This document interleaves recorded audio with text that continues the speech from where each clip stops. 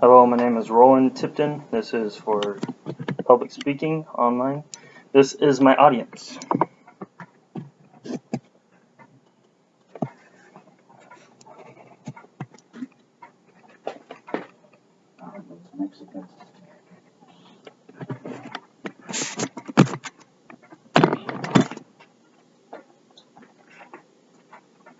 Hello, my name is Deputy Roland Tipton.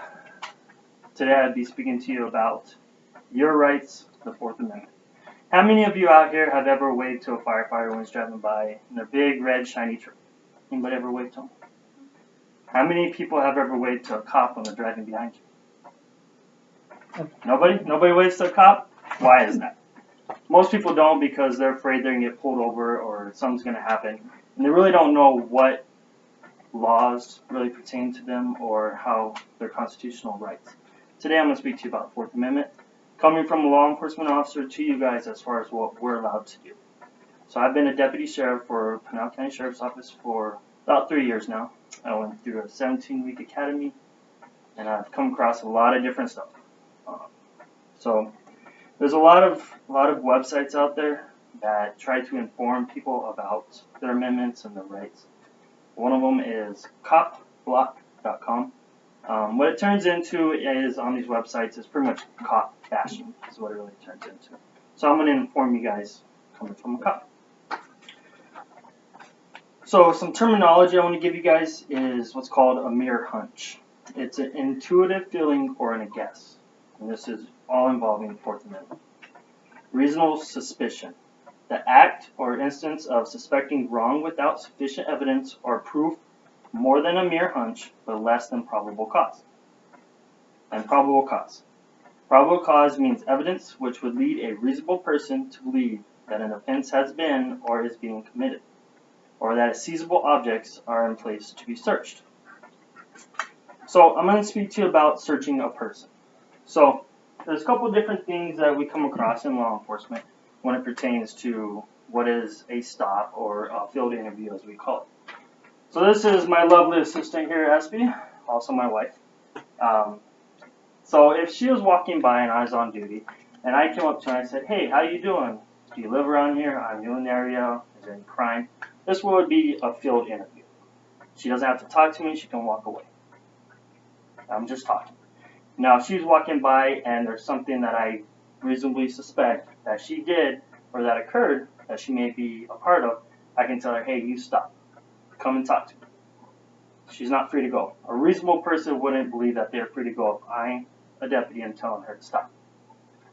Another thing that comes across too is when you make contact with somebody, you come up to them, talk to them, and say, "Hey, do you mind if I pat you down to see if you have any weapons?" Now, a pat down is just checking the outer parts of pockets to see if there's any weapons, anything that can hurt me. Now, if I ask her to search her, I can get consent. So she can say, "Yeah, go ahead and search me."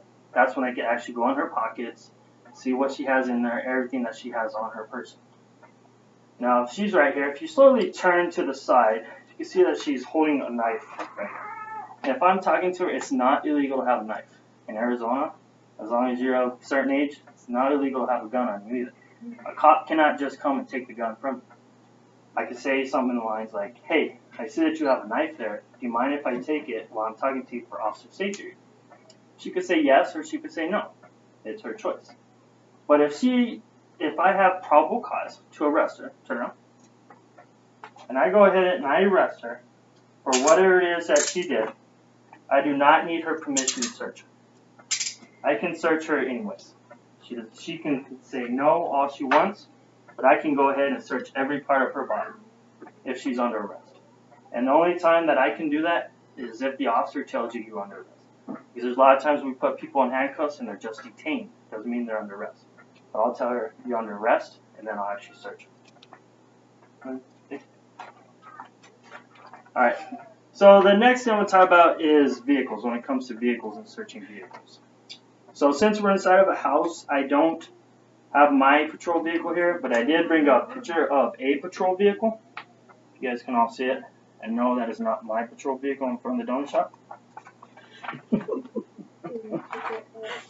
Alright, So whenever we come across a vehicle, we have what's called a plain view search. What it means is I look in the window and I see something that could possibly be a crime. Here is one right here. You guys can see it's the inside of a car, and on it is a lot of green leafy substance. Alright, that's pretty common to be known as marijuana. Marijuana is illegal. Okay, so if I see something like this, I can say, hey, yes, a crime has occurred. Okay, I can search that vehicle just from what I see. Also, marijuana has a very distinct smell. Nothing in the world smells like marijuana. So if I can smell marijuana coming from the vehicle, I'm allowed to search it, even with the person telling me no. Another way I can search a vehicle is if for any reason I am towing the vehicle. So there's a picture of a vehicle just being towed. Okay. So we call this an inventory search, which means that we go in there and we check and see for price of items that are in there, such as stereo systems or other stuff like that. We mark it down on paperwork, but we're also searching the vehicle looking for anything else that may be in there. Another thing is when it comes to searching is houses.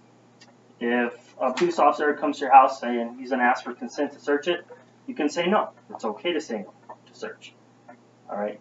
Even me, if they come to my house, I'm still going to say no. I'm not going to let anybody search my house if they don't need to. It's my house.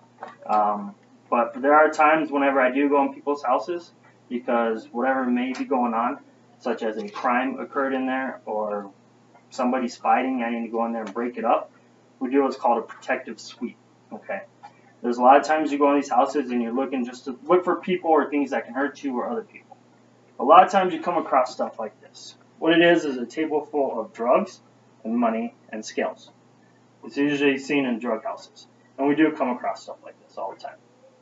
Alright, so if you come across something like this, if I do anyways, doesn't mean I can search the house. I still need a search warrant to search the house. What I would do is get everybody out of the house, detain the people, let them know, hey, you're not free to go. They're not under arrest yet, so let them know they're not free to go. And then that way I can get the search warrant, which takes several hours to do because you have to write a lengthy report, swear in front of a judge, the judge has to sign off on it, and then you get your actual search warrant. Then you can actually go searching through like drawers and cabinets and all sorts of stuff like that. But just because I see something like this doesn't mean I can search it. So hopefully here today, after giving you guys a little better understanding of your Fourth Amendment, when you come across law enforcement, you'll have a better understanding as far as what they can and cannot do. Thank you. So when they do